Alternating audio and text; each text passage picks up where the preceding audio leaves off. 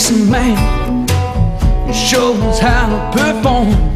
We'll get those live vests zipped and clipped, strap down those rods, and stash away those tackle bags because we are going fishing. Hello, everybody. Welcome to the Bass 2 Anglers podcast.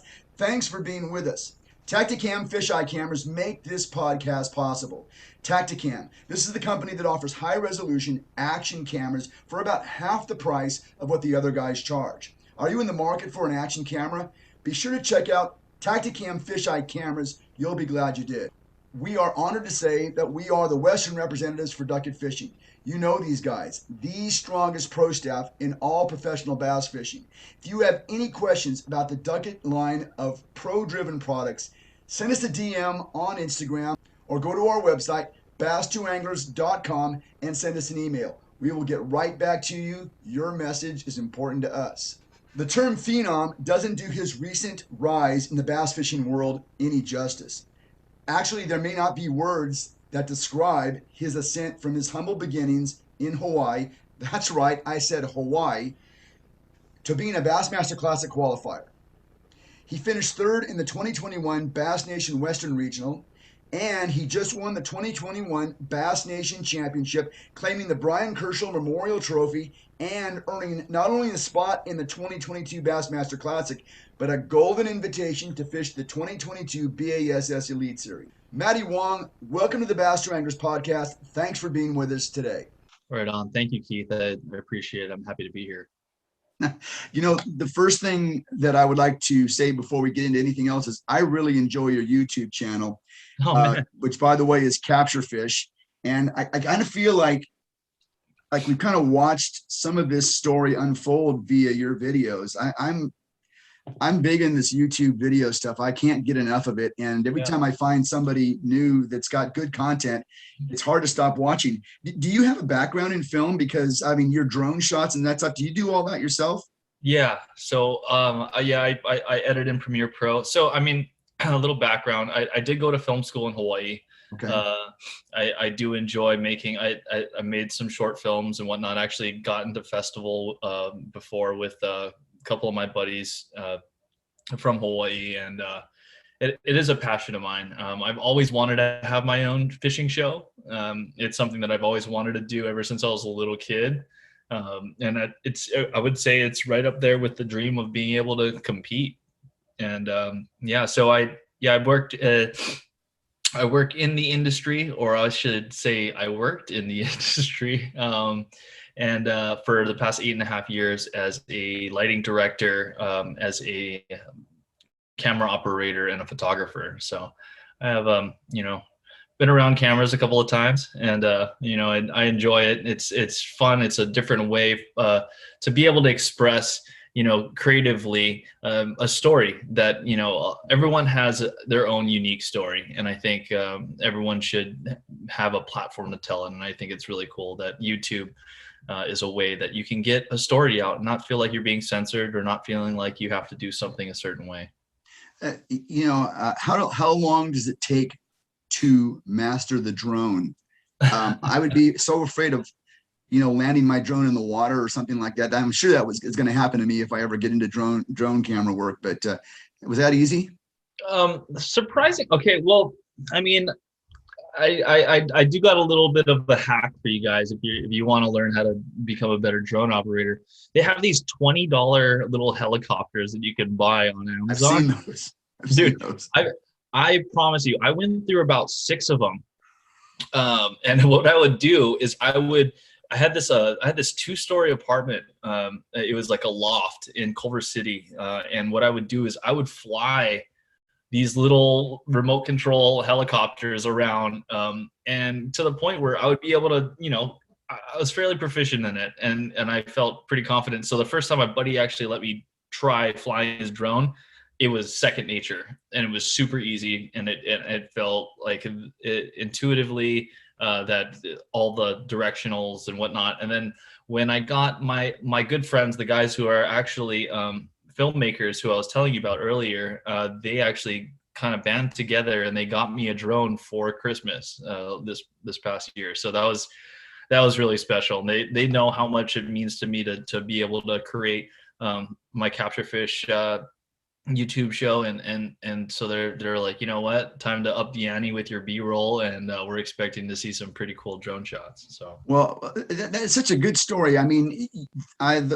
I've been watching your Juan Bass U.S. Open footage. oh, And by the cool. way, Kevin Short he's a hoot, isn't he? He's a lot of fun to work with, isn't he? He's a great guy, man. Yeah, Kevin Short he's such a good guy, and it was such an honor because you can get on the bad side of those draws, yeah. and it can really, you can either have a great event or you can just really have a horrible event. And I've had my fair share of horrible draws when it comes to being a co-angler, and I got really lucky in the Bass in the California Open and the AZ Open, or I should say the US Open. Sorry.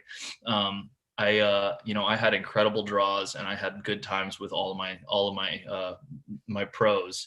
And Kevin Short, man, that was such a treat. And yeah, it's cool because it will play into the future.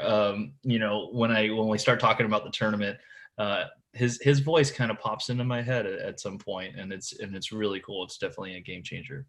Awesome. Awesome. I got sidetracked. I wanted to comment on your drone footage at that event. I mean, I don't know that I've seen a drone shot from that high. You captured so much of what's going on at Lake Mead in terms of the low water and stuff. It's pretty impressive stuff. Thank you, man. Yeah, it's cool, man. Those little technology now is incredible. The fact that you're able to capture 4K drone footage and literally attach it to your iPhone and a little remote controller and have a range of nearly 1.5 miles. It's insane. It's really, well, and not to mention be going 70 miles an hour in a bass boat and have it following you. Is that right? no. So and this is where the filmmaker side of me I want to hear the story. Yeah, I want to hear this. And so, whenever it's a perception of the viewer, right? And as long as you're able to edit in a way that it's convincing enough that it's your boat, or the way that you portray it enough that what it was was Got it. it was another competitor's boat going out blasting off in practice. I knew that actually the day one of competition, we had wind delay for the whole first day. It completely killed the whole first day of event. And so we got limited to 2 days. I thought that the wind was going to be so bad that I tried to knock out as much drone footage as I possibly could going into the event. And so that way I didn't have to worry about it on the back end. But all of those little things go into it. And while I'm trying to prepare for a tournament at the same time, it can be a bit of a juggle, but it's really rewarding, especially when, guys like yourself, give me compliments on it. And I definitely, if you look at the Lake Tulloch video, there's a shot of me driving, and then the drone actually doing a tilt. That's me multitasking. So yeah, man, it's a good fun. It's good. It's good stuff. So when did you know that you wanted to be a professional angler, or have you made that conscious decision yet that you're going to be a professional angler? Well, I wanted to find a way to turn this into a career, man. To be honest, I've loved fishing my whole entire life. It's the one thing that's been the constant in my life. I'm a musician. I'm a saxophonist. I'm like a SAG-AFTRA actor. I've done radio. I've done commercials and all kinds of crazy stuff. But the one thing that's always given me peace, the one thing that's always given me clarity and just pure joy is fishing.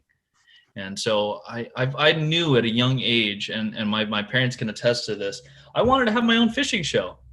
There was a local guy in Hawaii on Channel 16, and he had a show called Let's Go Fishing, and it was with Mike Sakamoto.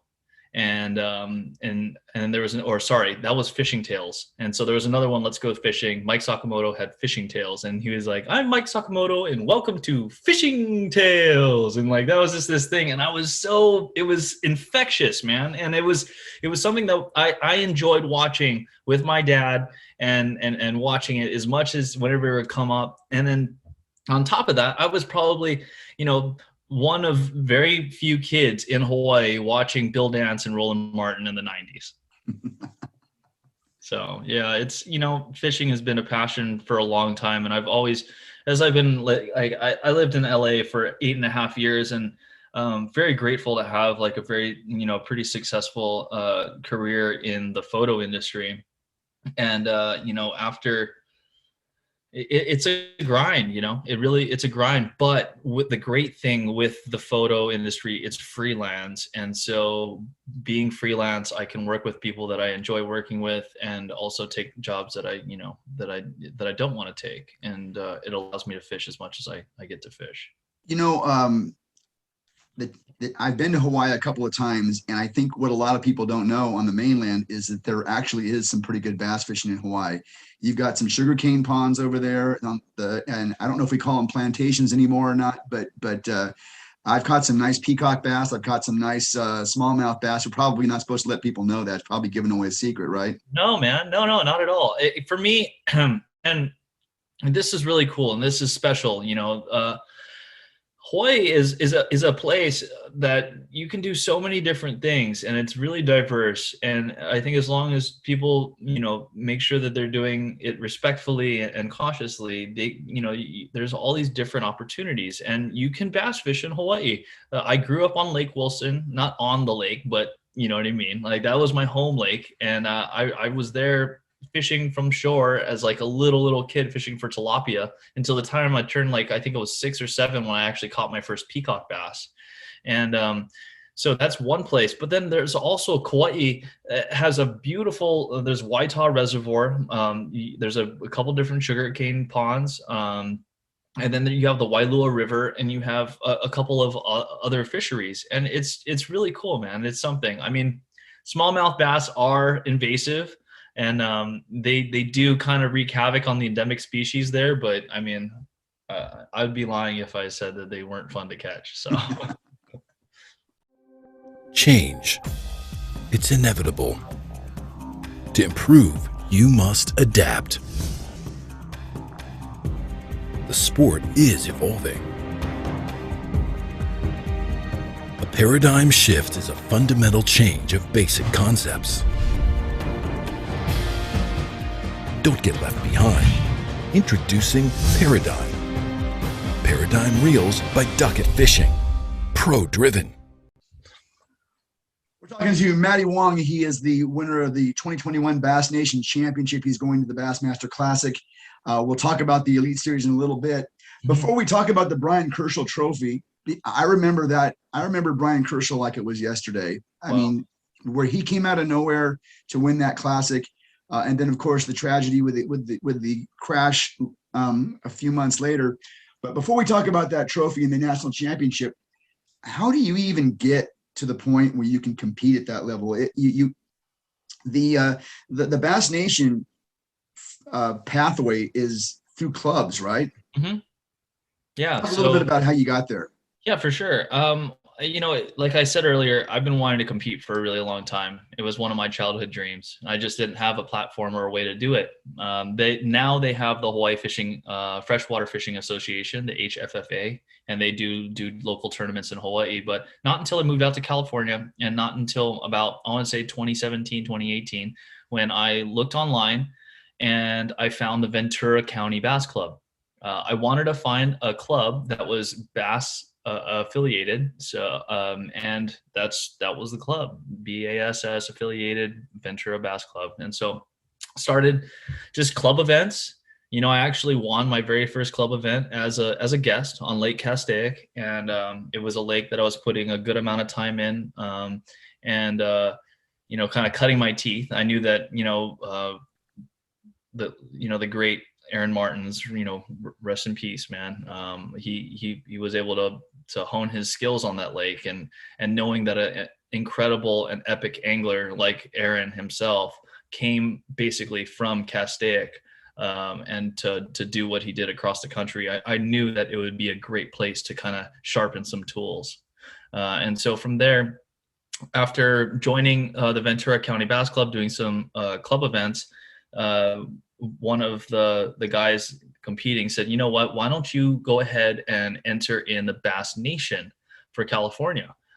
Do it as a do it as a non-boater first, and just get experience of like what the format's like, what it's like to travel within the state, and compete against everyone else, and see what you have to do to be able to be competitive. Well, Keith, I totally got my butt handed to me my first year from the back of the boat, because I didn't know. I never really got to fish too much from the back of the boat. I got my boat in the end of 2015. And if you haven't heard about that story, that's I think for another time, but Bassmasters did a pretty cool write-up on it. But it was basically my uncle's boat, and my uncle passed, and I was able to get that boat and start this lifelong dream of being able to bass fish. So what I did was, I like I said, I got my butt handed to me from the back of the boat. Learned valuable lessons, how to finesse fish, and when you just have to finesse, and you can't try to power fish behind someone who's power fishing, and also to be able to be fluid. And when I mean fluid, I have to be fluid, the ways that you have to be able to change and do different techniques on the fly depending on what your boater's doing. So long story short, I end up I think third to last or something like that in 2019. And after having that horrible season, I told myself, you know what, I see now what it takes to fish against these guys. I think I can hang. So I'm going to do this 2020 season from the front of my own boat. And basically, I fished, signed up. The very first event was at Pine Flat, and I ended up taking second at that event. It's a spotted bass fishery, and I ended up sticking an 8-pounder on day one on a swim bait. And so that was a big change for me. I came in first during the first day, and then second day, Timmy Wells, who is a local hammer and a stick, he came back and he got me by I think it was like a half a pound or something like that for the win. But it was cool because a lot of the guys, they didn't, and I didn't expect them to really know who I was, but they didn't really talk to me as a But after I had that finish there, they all they introduced themselves to me, and so that was kind of cool, like kind of gaining their respect after that first tournament. And then shortly thereafter, COVID hit. And our tournament trail got cut short. So we were supposed to fish, I think, 5 events that year. And what it did, it basically got whittled down to 2 or 3, I should say. So the next one was at Nacimiento. And I had to get another top 10. And I knew that if I got another top 10, that I'd be sitting good to make the California State team for 2020. And for 2021. And I ended up in 4th at Nasi. And again, that video's online too. You can go back and take a look at all this. I didn't get the Pine Flat video, but I got the Nacimiento video. And my Nathan Taos, actually qualified for the national championship with me as well. And that was just really cool. But I digress. I ended up 4th. The last event was at Clear Lake. I told myself, well, I already made the team. It's an 8.5-hour drive. Work was very, very scarce during COVID. It basically shut down all of Hollywood. And I was living in LA at the time. And so I'm like, you know what, financially, I can't do it. And I've already made the team. So I'm not going to try and get AOI or whatever, just for an additional small check and some firewood. So I wanted to, really just take some time and practice, and kind of save up some money, to be honest, and get ready for Havasu. So now the Bass Federation is a route to the Classic and the Elites that we don't hear about that often. We hear about the Open, that pathway, and the Opens are absolutely brutal. You've got 200 or 300 people always trying in those events. Mm-hmm. But the Federation route, they do call it the Federation, right?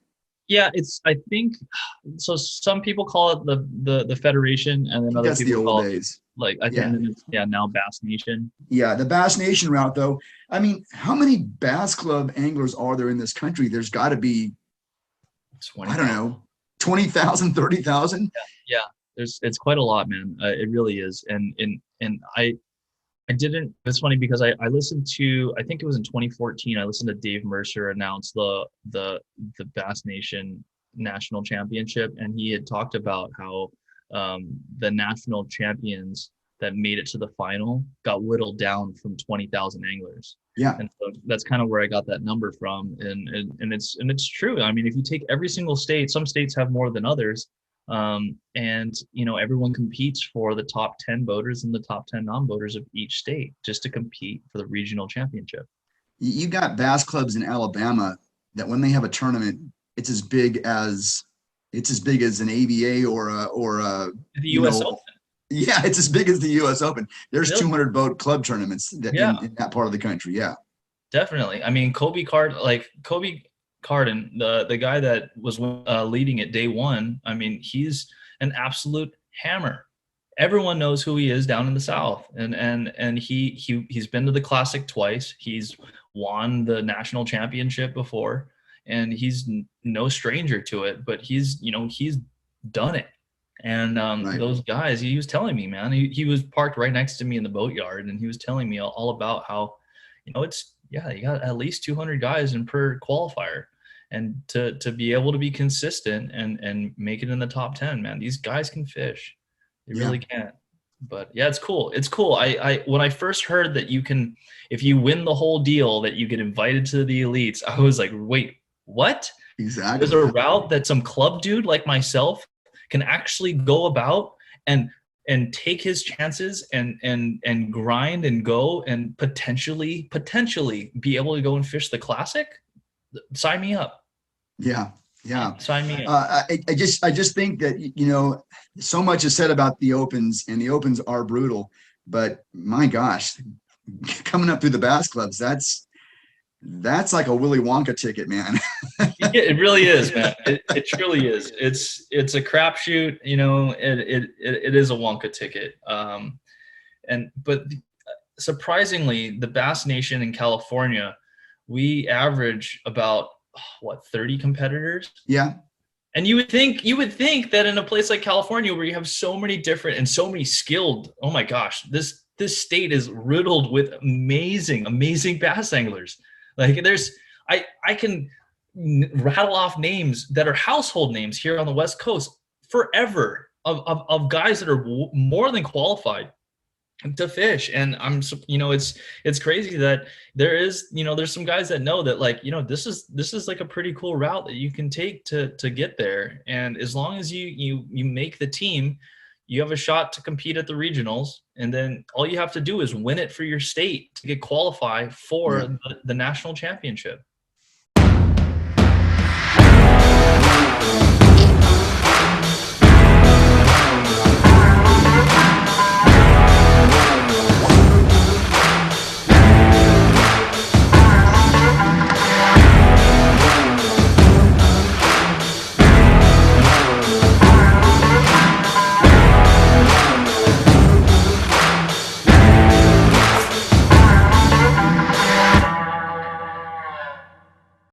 We're talking to Matty Wong. He is the 2021 Bass Nation champion. He's going to the Bassmaster Classic. He's going to the elites. The Ouachita River, for a Western angler, I can't think of a more challenging body of water. I mean, do we have anything in the West that rivals that? Does the Delta kind of seem like that? I mean, what do you say about that? When I first saw it, and I knew we were going to be on a river system, I took a look on Google Earth and did a little bit of research on YouTube. I saw the water clarity and I saw the topography, and it's funny. It kind of reminded me of my home lake, or I should say river in a way. Like Lake Wilson in Hawaii is a dammed river system that's about 6 miles long. It's about the same width as the Ouachita in some places. I saw that video too. Oh yeah? Yes, I did. Awesome, man. No, obviously at first sight, there was a little bit of similarities, but no, we don't have cypress trees in Hawaii. No, we do not have alligators, and no, we don't have garfish, bowfin, and spoonbills flying out of the water, trying to take you out. But it's, I would say it's a little bit similar to like the Delta, and then also really similar to maybe some backwaters on Clear Lake, and then maybe even a little mixture of some, oh man, like Santa Margarita with Lake Wilson mixed in, and it was definitely a hodgepodge fishery. But yeah, it was definitely daunting, and especially knowing that local knowledge was going to be a huge player coming into this, and everyone that I had talked to about it, they're like, man, those local guys are going to show up with tin boats and they're going to like squeeze into backwaters and they're going to rope everyone. Like there's going to be guys that won't be able to get into certain areas because they're going to be running a 21-foot boat or a 21-foot or 20-foot fiberglass boat, and they just won't be able to get in. And so that was kind of, in the back of my head, but for me, I had the opportunity to go. I got the invite after I got third overall at Havasu and ended up winning it for California. And I was like, you know what? This is a dream to even make it this far. Right. I'm going to regret it if I don't even like try. Right. And so I packed my bags. I packed my little 4Runner and my old Ranger and made a 25-hour trip. How much practice did you get? How much actual time on the water did you get to learn spots and figure out what you were going to do? Yeah. So every competitor, there was an off limits time where you couldn't get any information. You couldn't be on the body of water. But there was a Saturday and Sunday, and then there was a mandatory meeting on Monday, which was the off limits day was Monday, and then Tuesday. So altogether we had 3 days to practice. And mind you, our 2 first days, a Saturday and Sunday, it was 80, or it was like 75 to 80 degrees, bluebird skies, and nice and sunny, not really windy, and beautiful out. It was gorgeous. And then day 1 of competition was 40 something degrees, windy, and rain. And so it was definitely, I was kind of prepping that, whatever bite that I got on in practice, I wouldn't be too attached to it, but it was more so, how can I whittle down areas? My whole approach was, I need to eliminate water. I don't need to find new water. I need to eliminate water. I need to eliminate dead stretches, because everything looks good on the Ouachita. It's kind of like the Delta. You turn the corner, you're like, oh my God, where do I start? Right. But the guys that fish the Delta know you'll have a stretch of like 300 yards. And no, it's like, yeah, you might pick off a buck or two, but your big female is going to be like on the river bend right next to the opening of this channel because of this flat and et cetera, or this pond or whatever, because they set up a certain way. And I had a feeling that the bigger fish were going to be located off the main river. Yeah, backwater was going to play. Of course it was. But also with my recent experience on the California, on Clear Lake during the California Open, I realized that in backwaters, if everyone's back there or you have enough pressure back there, they do kind of dry up. Mm-hmm. And yeah, if you can get in, you can smack them like day 1, maybe day 2, but by the 3rd day, most of the time, those bigger fish have already pushed out because of pressure. That, or if they've already been caught or stung at least. Yeah. So I knew that if I can find something kind of consistent and stay on the main river, that was kind of my best bet for these fish to reload. And especially on these like key structure pieces and key cover pieces on certain structure that I had found. And that is some serious forward thinking in terms of tournament prep. I mean, that's pretty solid. I could sure see the temptation to want to get into a backwater area, but you're right. Probably a lot of people bring in aluminum boats to get into backwater areas, and it can get crowded back there too. Better to stay with the fish that are going to replenish. Yeah, man, it showed, man. Day 1, Kobe made that run back to the spillway, I believe, and he sacked 19 pounds. Yeah, and I I stuck to my main river deal. And yeah, I mean, I'll go more into to depth about how my days went, but it was something. When I saw his bag of 19 pounds, I was like, oh my gosh, I'm about to get roped. Because Well, I figured that he had multiple. I figured that he had multiple water that he could run to. well, let's talk about the days. How did day one go? You obviously got five and didn't lose it on the first day. How did that first day go? It's funny that you said that, because that was something that was kind of resonating in my head. You can't win it on day one, but you can sure Absolutely. lose it. Hmm. And I was lucky enough to draw this incredible guy. His name was Mark Edmonds, and he fished the Bass Nation for over 30 years. And this was his first time qualifying for the national championship. And he had showed me a photo of him and Brian, and he had him laminated. And he's like, "Hey, do you mind if Brian rides along with us?" And I was like, "Man, Wow. I would love it if Brian rode along with us." And he's like, "He's my good luck charm, trust me." And I'm like, "Hey, I'll take it, man." And so we go out, we start fishing. I pick up. I have a square bill tied on. I have a spinner bait and like a pitching flipping bait. And I start kind of working around, and I see a main lake tree that I thought was looking really good, and I throw my spinner bait up a couple times, and Mark throws up right behind me, follows me up after I'd done like a few casts on this one little target, and he throws up there and sticks a 3-pounder. And I was like, oh my gosh, man. I was stoked for him. I was, because I was like, that's a good fish. But I'm like, dang, I could have used that, And then we keep moving up again, and then he sticks another 2.5-pounder out of a tree. And so then I was like, okay, he has 2 fish. I don't even have a single fish yet. And I throw my spinnerbait up really tight in this cypress Neil and pop it off the stump, and I catch a little 1.5-pounder. It was we pull up to another tree. Mark flips in there, sticks another 2.5-pounder, and he has 3 fish right now, and I'm stuck with this one. And I'm like, dang, dude, good job. 1, 2.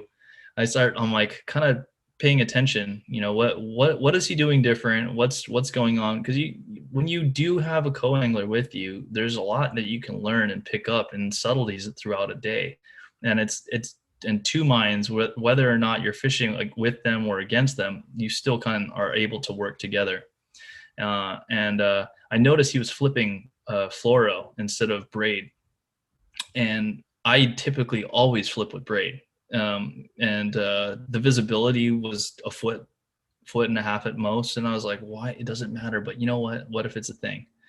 I tied on a Top Shot, a 10-foot, a 20-pound fluoro, tied on this flipping jig, and pitched in there. And on my first pitch in, I stuck a 2.5-pounder.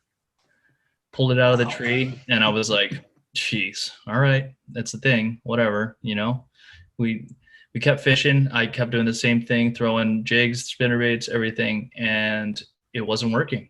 I was hitting all the key targets that I thought would be the deal, and it was brutal, man. It was 1:30, and I had 2 fish in the boat, and that's when I started thinking to myself, boy, well, you can't win it on day one, but you sure can lose it. But and so and to be honest, man, that's when there was certain thoughts that started creeping into my head, like, wow, looks like I'm driving home Friday, and like, there's looks like I'm going to be doing this. But as soon as that started to come into my head more, I was like, you know what? No, we're still in this. We still have an hour and a half. We can do this. And I silenced that voice in my head, and I put my head down. I was like, I looked down, and I had this bluegill square bill that I picked up, that I tied on earlier. I had caught a couple shorts in it earlier on in the day, but I thought it was just like, maybe just small fish wanted to key in on this thing. I pick it up, and I think it was like either my first or second cast on this one little straight, and I stick one that's just shy of 3. And that's when I knew. I was like, okay, this is something. Like, I need to run with this. And I told Mark, I'm like, hey, dude, we're about to bounce really quick. So I'm gonna hit a stretch and we're gonna move. He's like, sounds good, man. Let's do it. And I grab that fish, get in the boat. I have 3 fish. He has 3 fish. I run to the next spot. It's 2:30 now. I put the trolling motor in, and on my second cast, I stick one just shy of 4.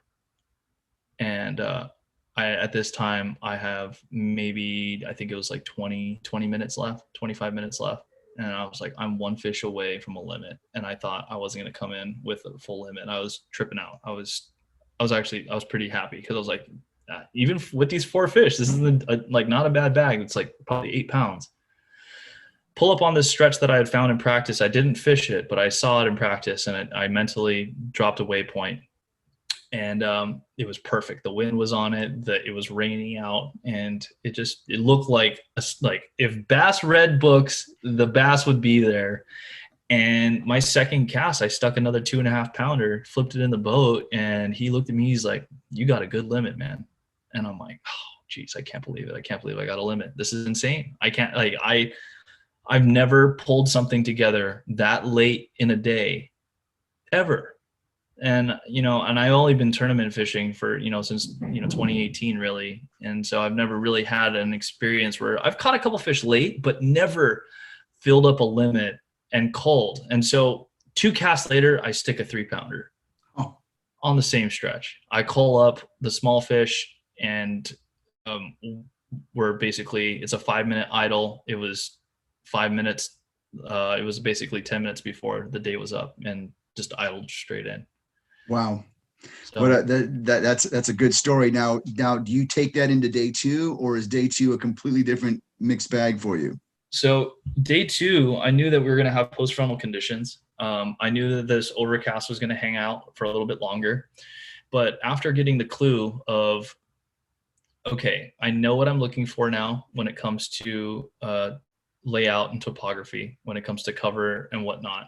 These bass they weren't really hugging to these long stretches. There would be these beautiful long stretches of these laydowns of just like, steep, deep, right next to the river channel. And it would be like 150 yards of lay down.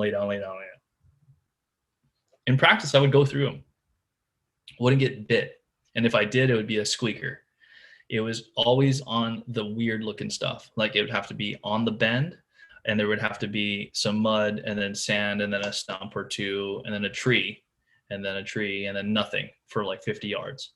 Or there'd be a stump, a tree, nothing for 20, 30 yards, another stump, another tree, and then a random little like piece of trash or something like that. Like it was the things that if it looked too good, it wasn't it. It had to look a little funky. And that's kind of what I picked up on. Like if it looked too good to be true, most of the time it was, because like everyone and their mom was stopping in on everything that looked like, everything that looked good. Like, oh, that looks juicy, I'm going to make that run. And guys were doing that. Yeah.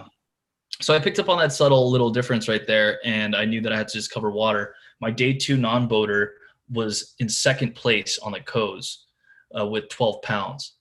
And I was like, man, this guy's going to stick them behind me as well. So, and I, like I said, everyone that qualifies for this thing can fish, man. And all these guys are really good fishermen. And I instead of making a long run, I end up staying short, and I pick up my spinnerbait because I was like, you know what, they'll eat the blade early. And I start flipping the spinnerbait around, and I think it was really fast. It was like my second or third cast. I catch a 1.5 pounder. A couple casts later, I catch another one that's just shy of 2. And then I pick up the square bill, start going. I catch another 1.5 pounder. And I was like, oh my gosh, I have 3 fish, and it's 9 o'clock. Yeah. I was so happy. I can't tell you, man. I was like, that's such a huge relief. It was such an awesome weight lifted off my shoulders, knowing that, okay, now I can fish the rest of the day with a clear head and not have the stress that I had the day before. And I could really make wise decisions. And so I just kept grinding. I pulled up on a tree that I thought would look good. I flip in there a whole bunch with a spinnerbait, flip in there with the jig. My Dustin, flips in there, smokes a 3 pounder. Oh my God. Dude, kidding me? And he's like, keep waking him up, buddy. And I'm like, gee, dude. And so we go up to the next tree and flip in there a whole bunch of them. He flips in there, boom, smokes a 2.5 pounder. I'm like, oh my gosh, dude, I could have used both of those fish. But I'm like, hey, you know what? I was stoked for him. I was super happy because I'm like, hey, you're still in this thing, dude. Like the co-angler weight totally fell off really fast. And so I was like, dude, you're still in this, man. It was around, I forgot like the timing exactly, but I pick up the square bill again. I start running some bank. I catch a 1.5 pounder, get it in the boat. I have 4 fish. It's around 12 o'clock. The day before, my co had lost a 3 pounder flipping. He had wrapped it up in a tree. I watched the 3 pounder come out and he was wrenching on it and it popped right off. And so I'm like, okay, well, if there's that quality of fish on that stretch, there's got to be more. And so I went back to that stretch and I started picking it apart with my flipping jig. And I was just flipping a 1/2 ounce Arky style head, brown jig with, and the trailer I kept switching up. It would go between green pumpkin and then like a June bug. And it was interesting because when they would eat it, they wouldn't smoke it.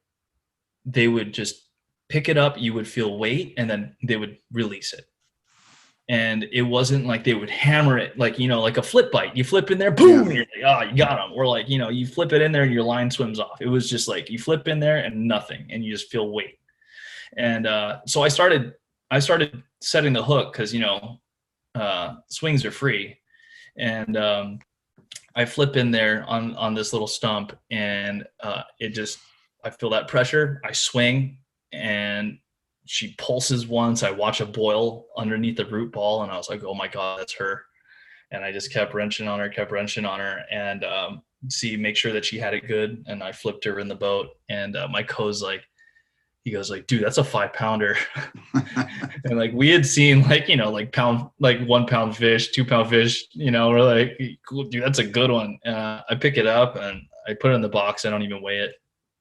And he's like, dude, you're fishing tomorrow. And that's when it was crazy. Cause it was 12:30 at this time. And I was like, oh my gosh, dude, I can't believe I'm fishing day 3. Like what a change in events from like what my day 1 was feeling at that time. So how much did you actually weigh on day 2? So my day 2, I actually ended up going back to that little riprap stretch again, and I culled up with 10 minutes left again. Wow. 2 days in a row, I culled up, and that was, it gave me, I think it was 11.2, and I think that was big bag for day 2. So you had double digits the first 2 days. That's impressive in that kind of an event. Now, day 3, it must have all come together because day 3 was spectacular for you. Yeah, man. It was weird. It was definitely emotional for me, not only knowing about like the passing of Aaron, which, I wasn't lucky enough to ever really get to know him well, but I knew, a lot of my close friends, especially in the Ventura County Bass Club, were really close with Aaron. And so that hit hard. But what also hit hard for me was that this kid from Hawaii that always had this dream of fishing a final day in a bass tournament actually had a shot at winning. I was sitting in second place, 8 ounces underneath Kobe, who is like the crowd favorite. And I was, I was in awe, man. And, if you subscribe to my YouTube channel, I'll have it up in a couple of weeks. But I start tearing up, man. I had a camera on me just because I had a feeling I'm like, it'd be just interesting to see like just my reactions. Yeah. But I definitely wasn't playing to the camera, guys. And I'll promise you that now. It was something of pure emotion that came out of me in the morning. And so I knew that there was going to be some release fish. I knew that I would have to, my game plan was keep moving and move fast and try and catch 3 fish before 10:30. Because it was going to be another post-frontal bluebird sky day. And I knew that I needed the cover of low light to catch decent fish in the morning. Because I knew that my bite window was only going to turn on in the last half an hour to an hour of the day, just from my previous days. And yeah, so I went to work. I pull in on my first spot. I run south instead of running north. I run south at only like 300, 400 yards. And I pull up, put my trolling motor down. I think I get like 4 or 5 casts, and I stick a 3.5 pounder. So you're fishing within sight of the launch ramp? No. Oh, Yeah, so I get up on pad. So there's a Oh. there's a little there's the launch ramp area. If you go north, you have to idle, and then if you go south, you can get up on pad until you hit the second bridge, and then there's another idle zone. but you're not fishing very far from the takeoff spot then. It's like a quarter mile. Okay. Yeah, it's like no more than a half a mile from the takeoff. And because I know, like, when people say, "Oh, well, you catch a bass, he's not going to eat for a week," it's like, no, dude, they're professional killers. Like, they're hungry too. They'll shake off whatever they did from the day before of riding in this hot tub time machine, and they're gonna push right up to the nearest bank, the nearest piece of cover, and they're gonna want to ambush again and feed. See, that is again so insightful. I've seen that happen at the U.S. Open. I've seen, wherever the live release boat lets those fish go, they do fire again, because you're right. That's what they do. They eat. Mm-hmm. I didn't mean to interrupt you, but I wanted No. I thought there might be something to that, Yeah. and not just the Bass Nation tournament, but I'm sure there's lots of club events and other things that go on, and there's probably some fish that are in that area. I had a feeling that that this event was going to be, if it wasn't going to be Juan in the backwater and I keep messing up the name of the name of the bayou. Darbone, sorry, there it is, Darbone Bayou. And Lee Levacy wrote an article on Bassmaster and told, like, everyone, he's like, yeah, the better than average fish live in the barn.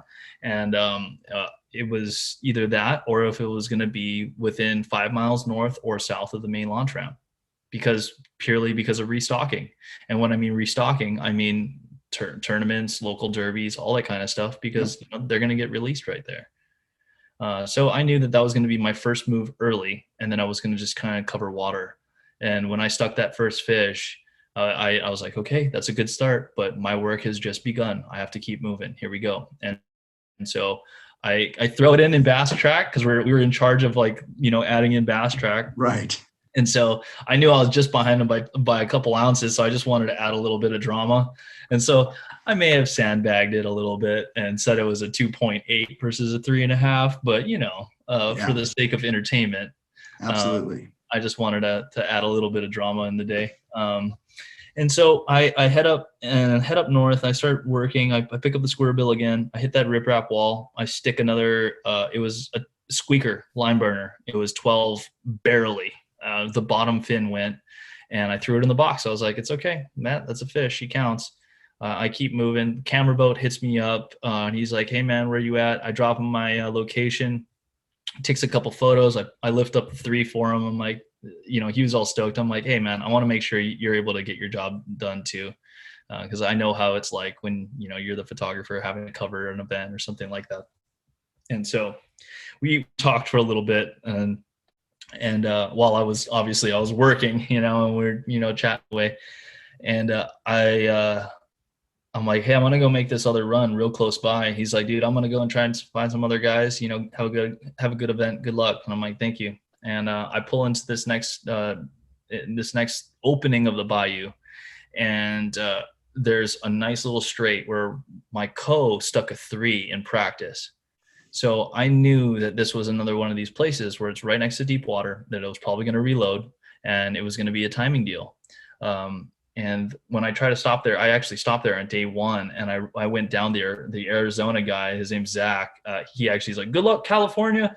And he passed by me passed by me 100 yards or so, put down, and started heading towards me. So we had the same idea of the first stop to hit. And he's like, yeah, dude, I hit a 3 and a 4 there. And I was like, well, I only had a 3 pounder, so thanks for telling me about that 4 there.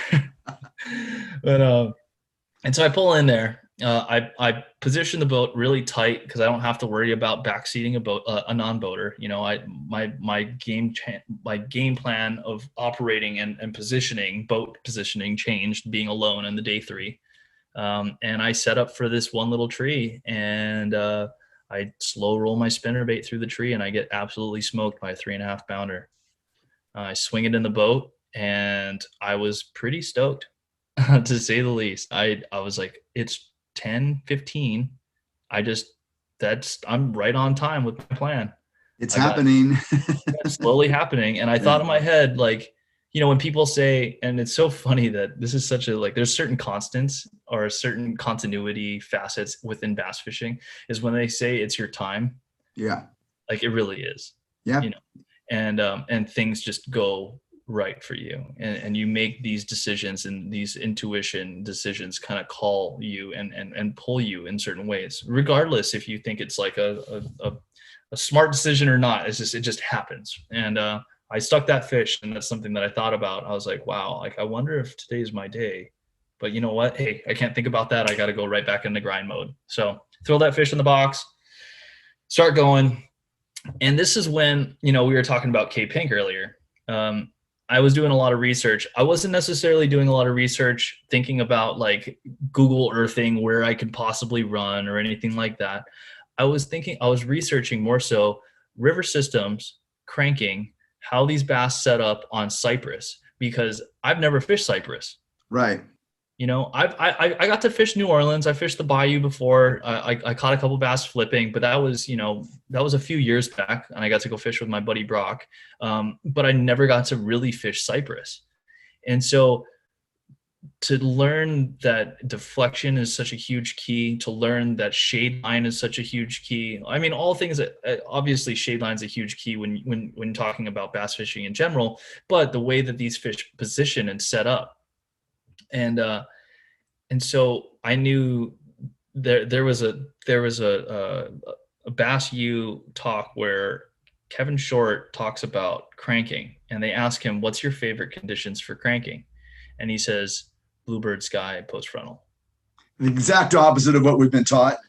Exact opposite of what, you know, the books say. Right. And then I thought about it for a second, and this is all happening as I'm putting the trolling motor down, and because I was debating to pick up a spinnerbait again and like throw, like, you know, these little shaded pockets right along next to the tree, or like go flip a jig again, but I just wasn't getting bit that way. I thought about, you know what? That makes complete sense. And why does that make complete sense? It's a reaction bite. It's completely a reaction bite. If by just pure amount of repetition and the odds of running into a fish, as long as you bash him on the head with a square bill, he's going to eat it. That fish doesn't have to be hungry or not. Yeah. If that fish is up in an area, whether he's resting, if he's neutral or anything like that, and he's on a stump, if he's on a stump, one, he's there to feed. And regardless if it's bluebird sky or not, and if a square bill comes by and deflects in a certain way, that fish is going to eat it. And whether or not that's hungry, he's just going to want to kill whatever is coming by and gets in his face. And so I started working down this bank. I had 4 fish in the boat, and I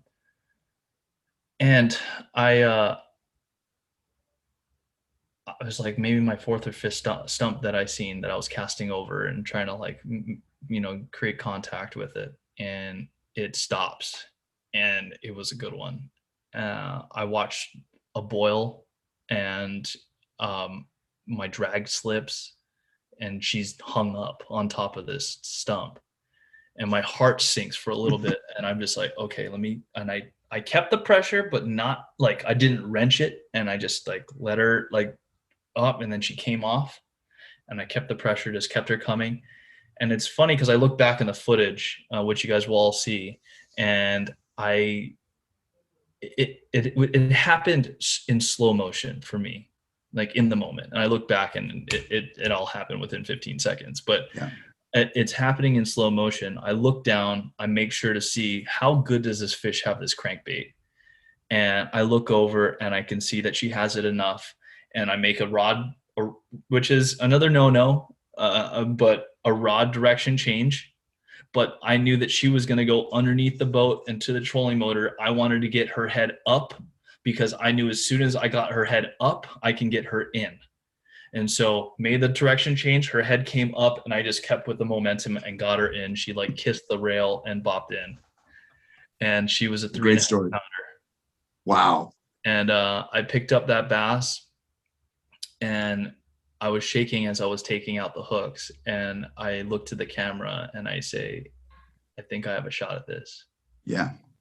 I put her in the box, and that's when I get really emotional, because at this point, so earlier on this year, a couple months ago, I lost a close friend of mine to suicide. And he was my fishing partner growing up in Hawaii, and he was always down to do any adventure that I was down for. And his name was Jesse Soares. And Jesse was always had positive spirits. And whenever I would start freaking out about something like that, Jesse would be like super cool as a cucumber, and be like, dude, you're fine. You're good. And I spoke at his funeral, and I said, as much as I lost a friend, I gained a guardian angel. And, and it's funny because I felt like he was with me.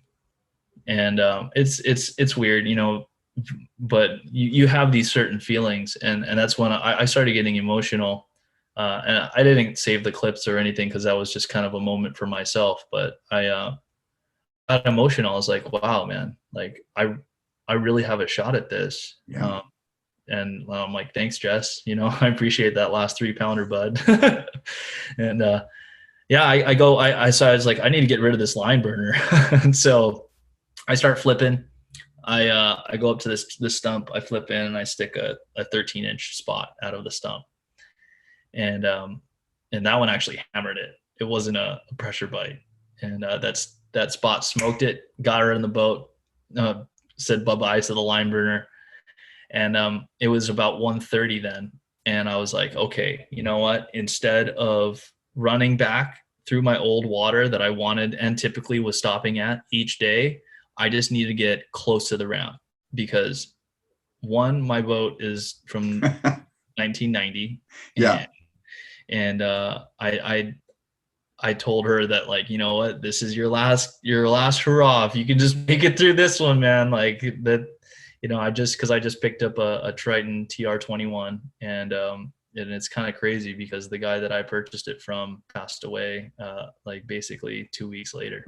And so it was pretty nuts, because I'm like, you know what, like, I'm just going to get close. If I can get close to the ramp within trolling motors, like space within the distance, I'll feel better about it, just in case I smoke a stump or something like that. Because, yeah. like, again, this place is completely riddled with stumps that you'll be in 15 feet of water and you'll find a cypress tree just lurking. And I make my way back, and I stop on that riprap wall to kill about 45 minutes, nothing. And the conditions just, again, it wasn't setting up for that riprap wall how it was the previous days. There wasn't as much wind. And I think the whole thing with, Kay Short talking about the bright, like bluebird sky, like post frontal deal, I think it's really cover oriented. Like having a stump or having something where you can cause the deflection. I just didn't think that those fish were positioned on that during that time on that riprap. But either way, I don't catch anything.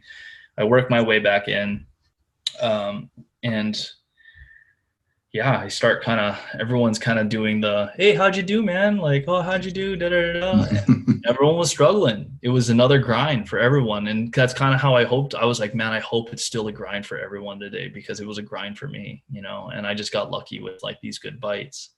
And Taylor Smith, who beat me in Havasu, he comes around the corner and he's like, did you get him? And I'm like, I got like, I don't know, 10 and a half pounds or so. And he's like, oh, that's good, dude. Did you get him? And he's like, yeah, I got like 13 pounds. I was like, dang, dude, you sacked him, man. Like, good job. And, he he ended up calling up a 4-pounder. He caught a 4-pounder with 5 minutes left, and he got like 16 pounds. Yeah, he had a big day. Like a big day. And I thought about it. I did the math real quick, and I'm like, no, I still got him. Like in my head, I was like, yeah, I still got him. Because I knew that, he goes like, what, you got 10 pounds? And I was like, I got 3.5ers and like 2 squeakers. He's like, bro, you got like 11, 12 pounds. I was like, I don't know, something like that. And so we go in. I talked to Kobe, and I'm like, Kobe, did you sack him, bud? And he goes, yeah, I got 18. And like, my heart drops, dude. Keith, I can't tell you, man. I like right there, I was just like, oh my gosh. I'm like, well, good job, man. And he goes, dude, I'm just joshing you. I got like 5.5 pounds, man, maybe 6. And that's when I was like, oh my, like, I think I'm gonna go to the Classic.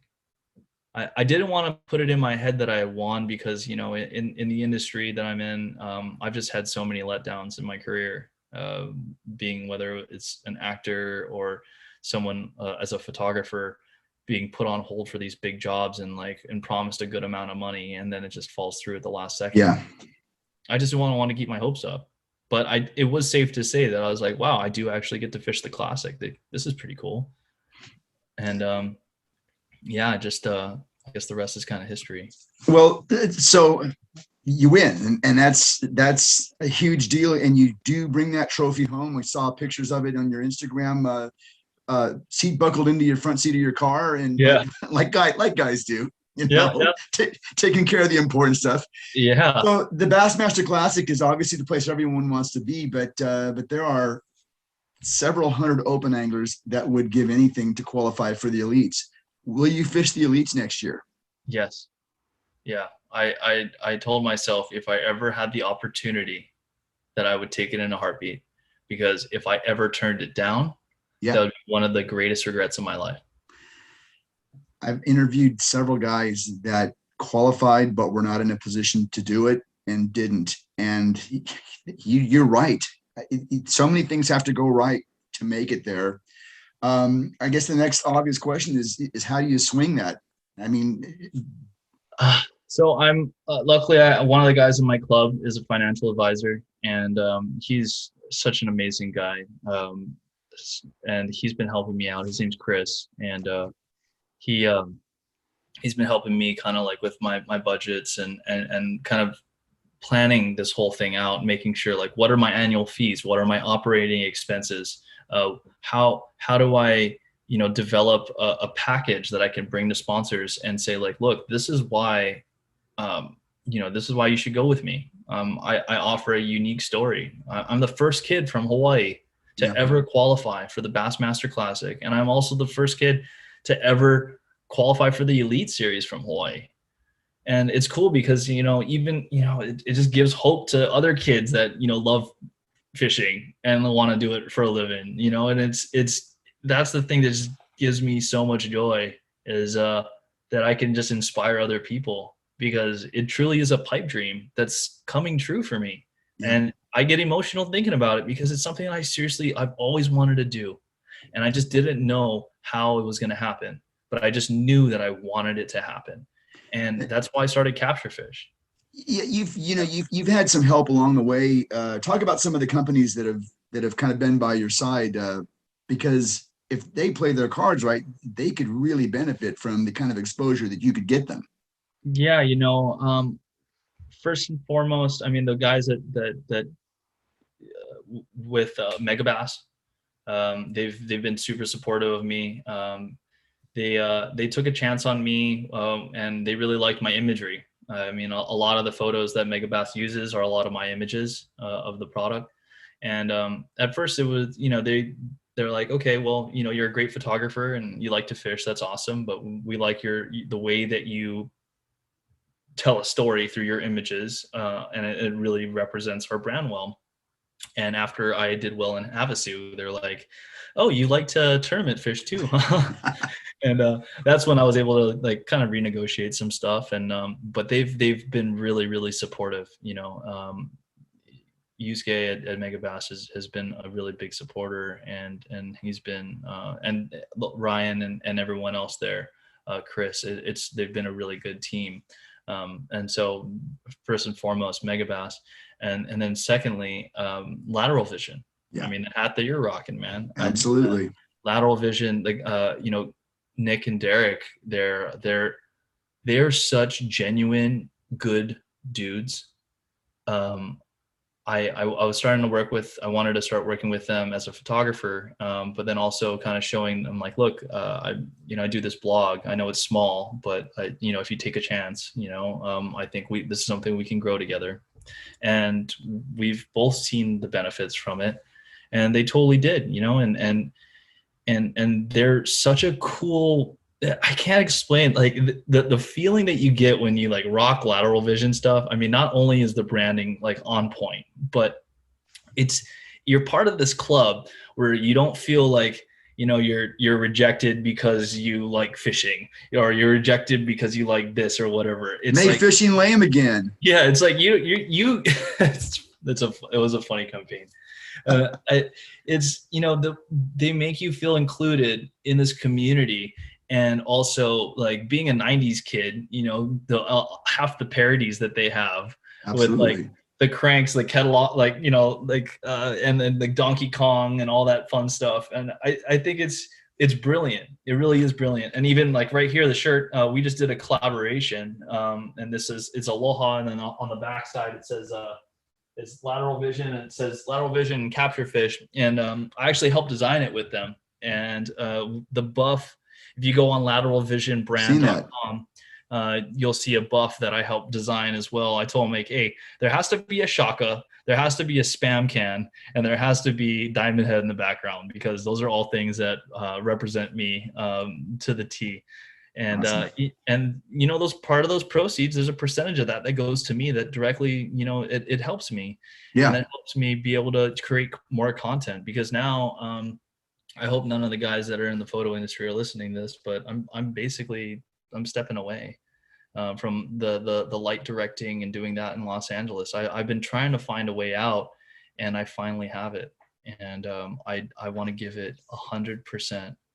And this is something that I've always wanted to do. And it's something that I feel like this has always been my calling, and it's finally coming together. Well, Matty, this has been a phenomenal conversation.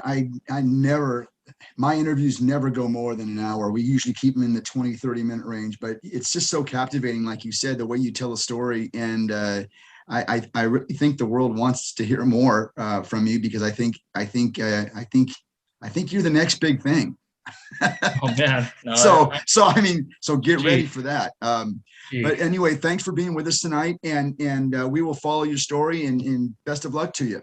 No, Keith, thank you so much, man, for having me. And it was really a pleasure talking with you, and I would love to do this again. We will, for sure. Awesome, man. All right. Very cool.